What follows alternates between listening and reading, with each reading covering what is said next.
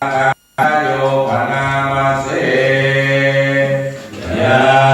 เนวตาสันติวิหารวาสินีทุ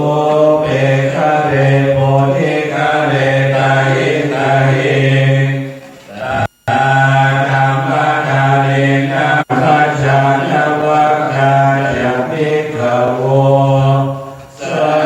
รามิกาดานะปฏิอุปาสกาอามาจเดสานิกามาจอิสราสัพพะนักพุทธาสุขิตาภวันตุเตชาลาพุทธาเยปิจานัสสัมภวันสัสเสกจตาทาโวปปาลิกานิยานิกังธัมมาวารังปฏิจจเตสัพเพปิทุกขัสสะกโรตุสัพพยังทาตุจิรังสัตตังธัมโมธัมมัคคาราจะปุคคาราสังโฆ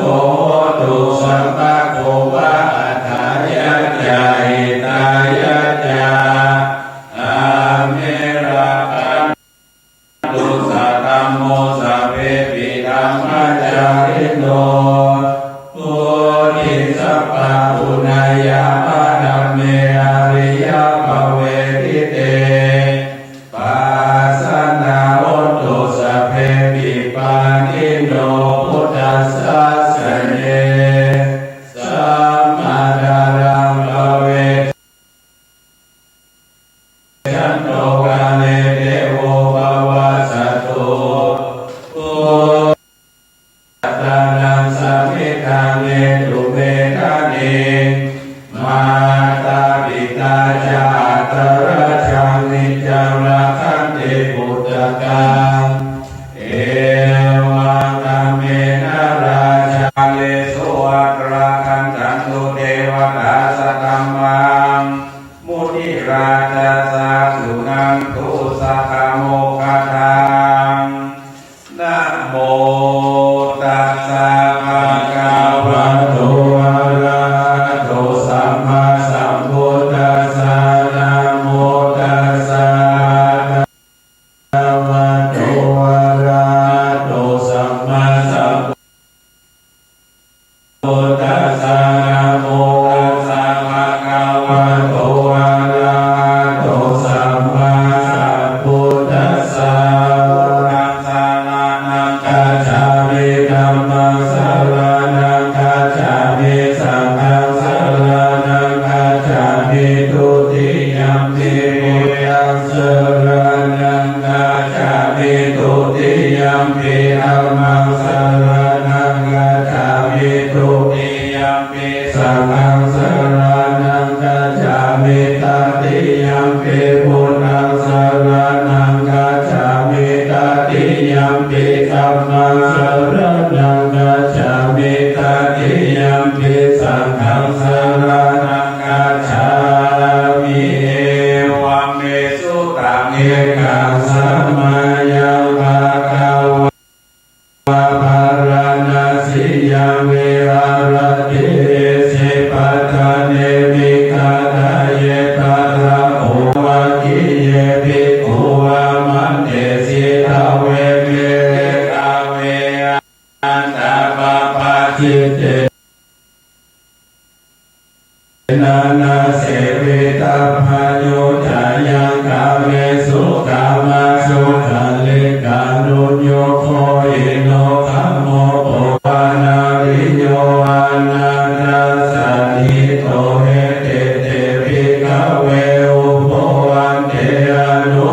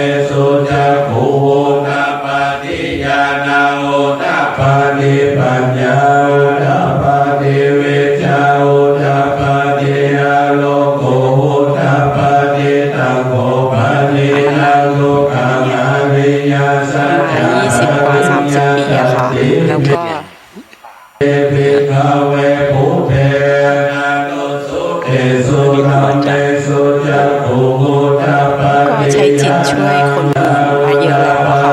ตอนนี้ทุกคนก็อยากให้เขาช่วยเหลือตัวเองโดยปัญญาแต่การสื่อสารอาจจะทำให้ไม่เข้าใจกันทุกข้อค่ะทำไมไม่เข้าใจก็เขาพูดแล้วสังเกตไหมว่าจิตดีๆกับเมื่อวานก็ไม่เหมือนกันรู้สึกไหมจิตมันดีๆกับเมื่อวานแล้วทำไมยังไม่สุดมันจะพัฒนาได้ไหมที่เขาพัฒนาอยู่ธรรมะจริงๆต้องใช้คำพูดใช้ความรู้สึกใจเป็นรู้สึกนะถ้ารู้สึกที่ใจไม่ว่ารู้สึกร่างกายเห็นร่างกายมันไม่ใช่ตัวเราไม่ได้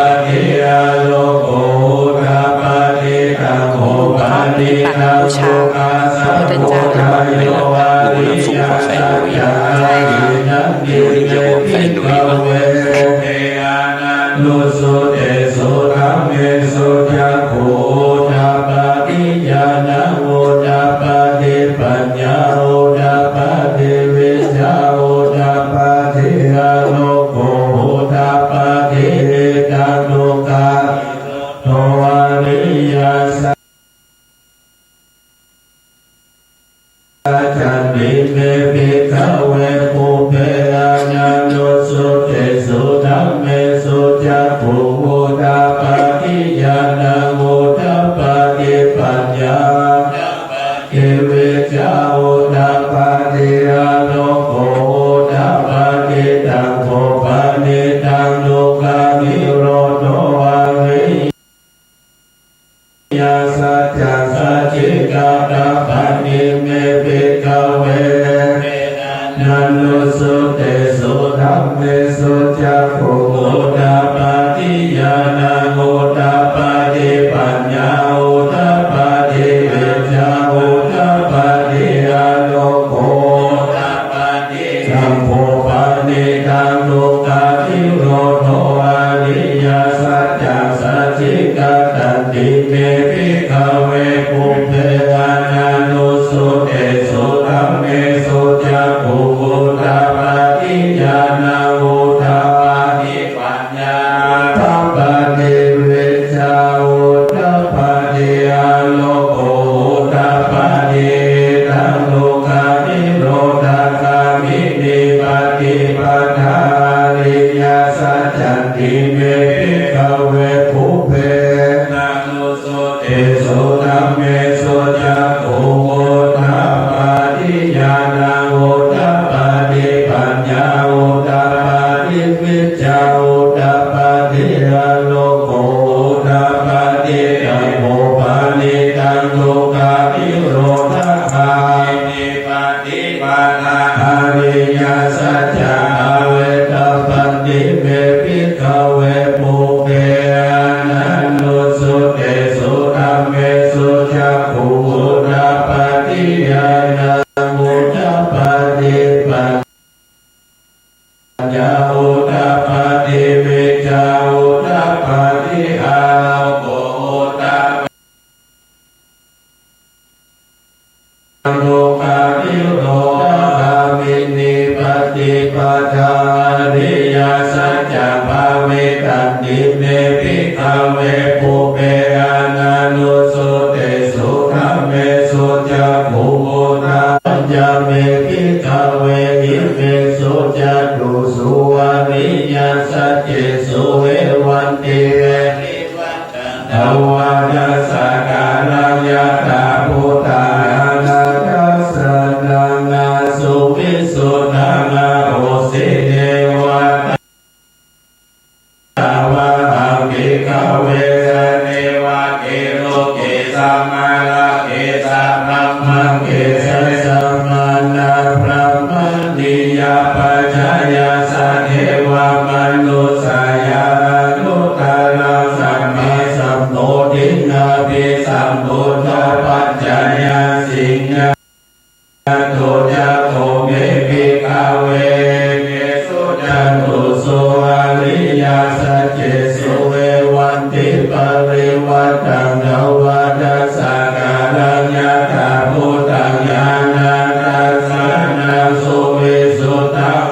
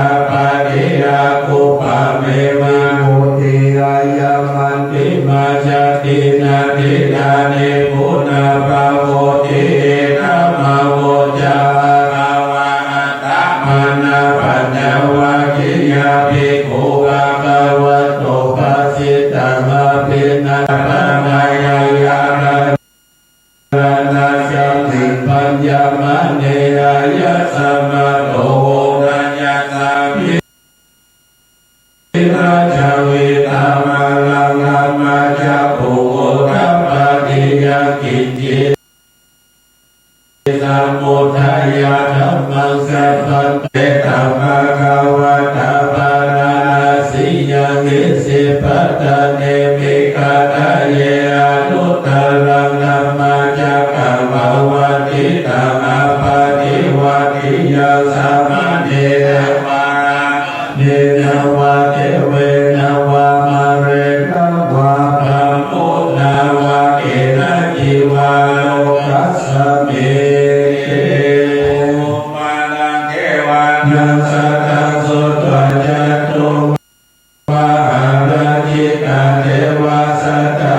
นุสาเวสุจัตตุมหาราชิกานังเอวานังสัตตังสุตวะนาวัตติสาเทวาสัตตานุสาเวสุตาวะติสานาเทวานังสัตตังสุตวะยามาเทวาสัตตานุสาเวสุยามานังเทวานังสัตตังสุตวะตุสิตาเทวาสัตตานุสาสุตุสิตานาเทวานังสัตตังสุตวะนิมมานาราติเทวาสัตตานุสาเวสุนิมมานาราตินาเทวานังสัตตังสุตวะปารานิมิตวาสวัตติเทวาสัทธาเวสุมารานิมิตวาสวัตตินังเทวานังสัตตังสุตวะธรรมาปาริสัจจสัตธรรมานุสาเวสุธรรมาปาริสัจจานังเทวานังสัตตังสุตวะธรรมาปาโลหิตาเทวาสัตธรรมานุสาสุปมาปาโลหิตานังเทวานังสัตตังสุตวะมหาพรหมเทวาสัตตมนุสาเวสุมหาพรหมานังเทวานังสัตตังสุตวะปานินาภาเทวาสัตตมนุสาเวสุปาริตาภานังเทวาสัตตังสุตวะพรหมานาภาเทวาสัตตมนุสาเวสุงาภามานา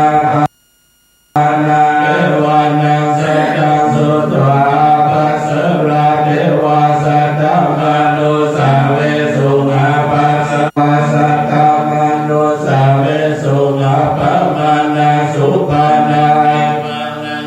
ทังสุตวะสุภากินาคาเทวาสัตตมนุสาเวสุสุภากินาคานังเทวานังสัตตังสุตวะเวหาปาเทวาสัตตมนุสาเวหาปานังเทวานังสัตตังสุตวะเวหาเทวาสัตตมนุสาเวสุงาเวหานังเทวานังสัตตังสุตวะตัปปะเทวามนุสาเวสุงาตัปปะนังเทวานังสัตตังสุตวะสุตัสสะเทวาสัตตมนุสาเวสุสุตัสสะนาเทวานังสัตตังทัสสิเทวาสัตตมนุสาเวสุสุทัสสินังเทวานังสัตตังสุตวะ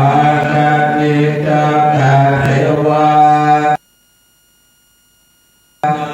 นุสาเวสุเกตัมภะคะวะตาภาราณสียัง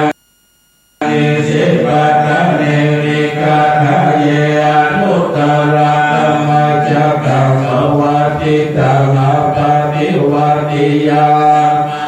นวะธรรมเนนวะเทเวนวะหะเรนวะพระมุนาวะเกนะจิวาโลกัสสมิคาเนนะเตนะโมโหเตนะยวะพระมาโลกัสสะโตอะภุคติรายัญจักขัสสะสะสิโลกาทัตโตสังฆัมปิสัมปะทิสัมภเวทิยัปปะมาโนจะโหละโลโอปัส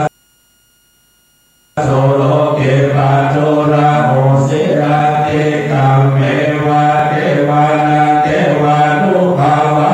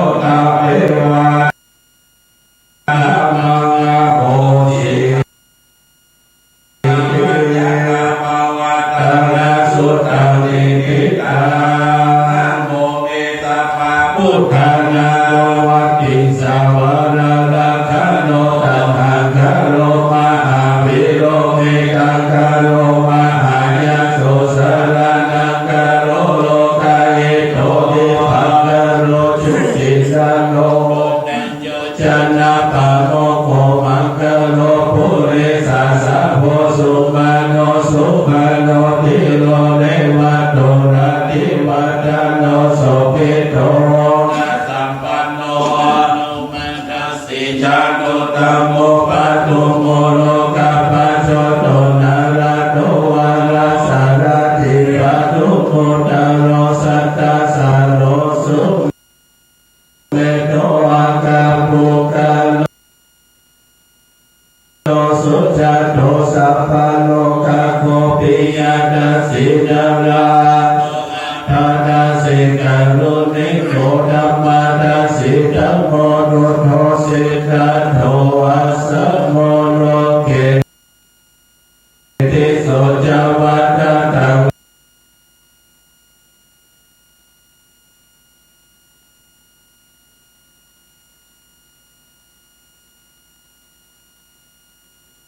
โลพุทโสจาวาระโกพุทโธวิ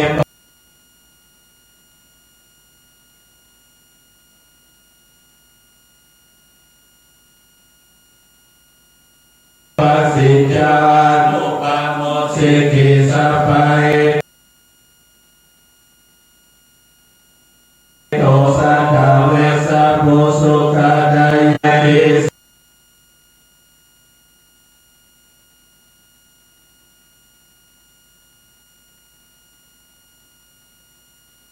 ยิพุทธาลายติกาตารุณาคุณา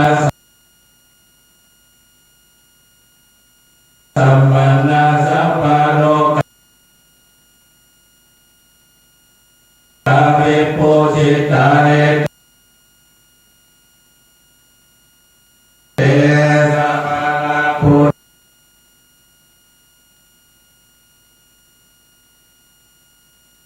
ธาวุฒามาคาภูกาลาเดปิสังฆปุณณาสุริติเยอมตะเอตุกาติโสนาคัจจติอัฏฐวิสติพุทธปาริ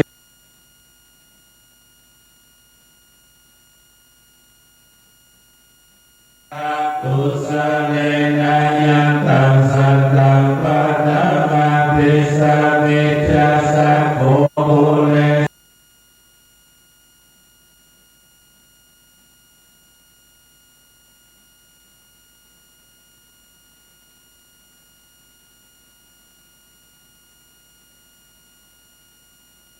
เตตาสาวาตาวารวานาวาเสตาทิขาวาเยมหันตาวามาจิมมาราสกานุกาตุลาติตาวาเยจาติตาเยจาตุเรวาสันติอวิตุเรปุตตาวาสัมภเวสิวาสัพเพสัตตาสุกิตัตตานาปโรปรังนิโกเปตานาติมันเยตากาตาจิตนังกินจิปัญญาโลสนาปฏิฆาสัญญานัญญมัญญสัตตุกรรมิชัยยาตัญญาตานิยังพุทธังอนุสาเอกะพุทธมนุระเขวัมปิสัพพะพุทธสุมาณสัมภาวะเยอปริมาณังเมตัญญาสัพพะโลกัสสมิงมานาสัมภาวะเยอปริมาณังวุตังอโตติริยัญจาสัมปะทังอเวรังอาสาปะตังเดตัญญารังนิสินโนวาสยาโนวายาวัตตัสสะวิกาตเมโตเอตังสติงอาทิตยาปรมาเมตังวิอารังเอตมาโอตินจาอนุปะคัมมาศีลวัตสะเนนะสัมปันโนกาเมสุเวนยาเกตังนายจัตตุกัปปะสยังพุทนาเรนตินติการานิยเมตังสุตตาภวะตุสัพพมังคาลังละกันตุสัพพเทวตาสัพพพุทธานุภาเวนัสตตาโสติภวันตุเตภวตุสัพพมังคาลังละกันตุสัพพเทวตาสัพพธัมมานุภา ทาโสติภวันตุเตภวตุสัพพมังคลังรักขันตุสัพพเทวตาสัพพสังฆานุภาเวนะสัทธาโสติภวันตุเตสัพเพพุทธาปราปาตาปัจเจกานัญญยังพลังอรหันตานัญญเตเจนารักขังวันนามิสัพพโสอโลขยาปรมาลาปาสันตุตังสาธุสาธุสาธุสาธุข้าแด่พระแก้วเจ้าข้าแด่พระแก้วเจ้าห้าจำพวกบัดนี้ผู้ข้าจักขอภาวนาเอายังพุทธานุสติกรรมฐานเจ้าดวงผาเสดขอจุงมาบังเกิดในกายจิตตนตัวแห่งผู้ข้าอันจักได้ภาวนาในกาละบัดนี้แด่เตออิมังภาวนากรรมังอธิษฐามิ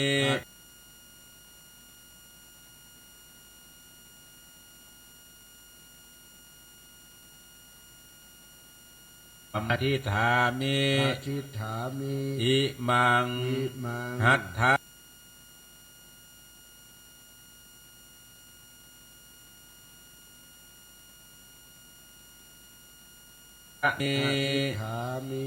นึกอิติปิโสถึงภควาติ3 รอบ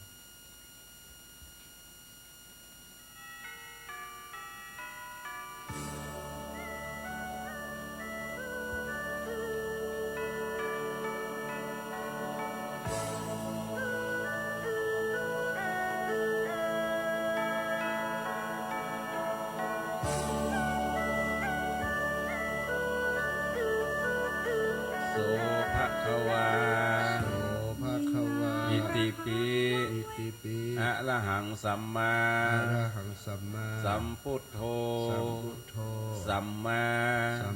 สัมพุทโธพุทโธพุทโธไปเจ็ดใจ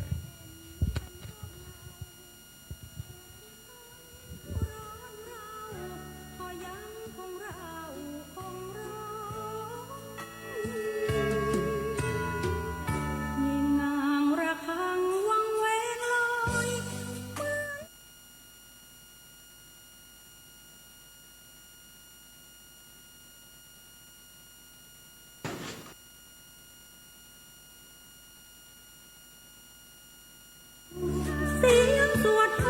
ยโรยอ่อนหนุ่มสาวง่วงนอนไม่อยากฟังมีแต่คนแก่ตั้งใจแน่นิ่งสดับซึ้งพระธรรมสงบระงับดับเพลิงโลกีพ่ายพังสื่อการต่อไปคิดแล้วหัวใจก็หนาวเสียจังหนุ่มๆสาวๆรุ่นหลังจะมีใครฟังพระเท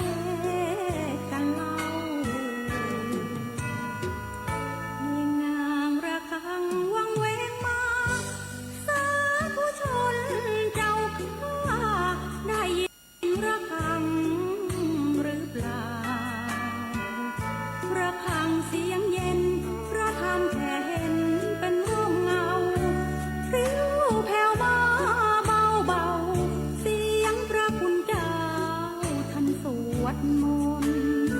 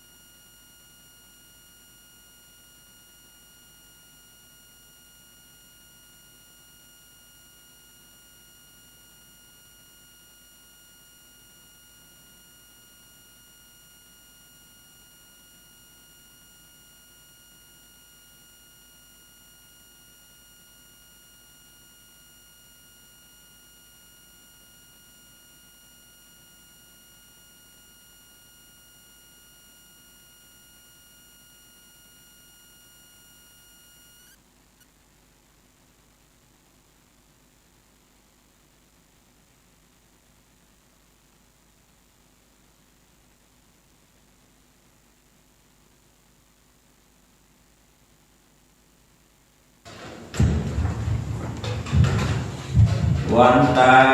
นิพันเตสัพพังอัปปาราดังนามาดาเมพันเตมยากาจังบุญญาสาวินา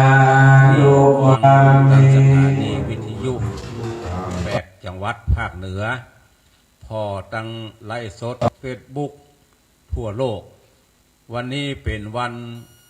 เจ้าแรกของการประพฤติวัดปฏิบัติธรรม